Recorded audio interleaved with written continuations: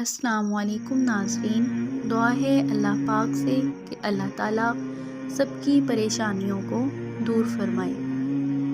کان درد کا چند سیکنڈ میں علاج۔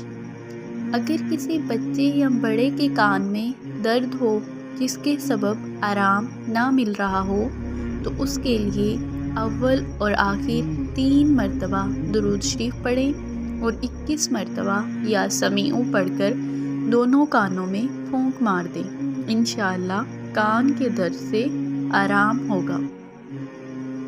اگر کسی کے بدن پر کوئی داغ دھبا ہو تو 41 بار مسلمۃ لا شیۃ فیہا پڑھ کر دوا یا مرہم پر پھونکیں اور پھر استعمال کریں۔ انشاءاللہ داغ دھبے دور ہو جائیں گے۔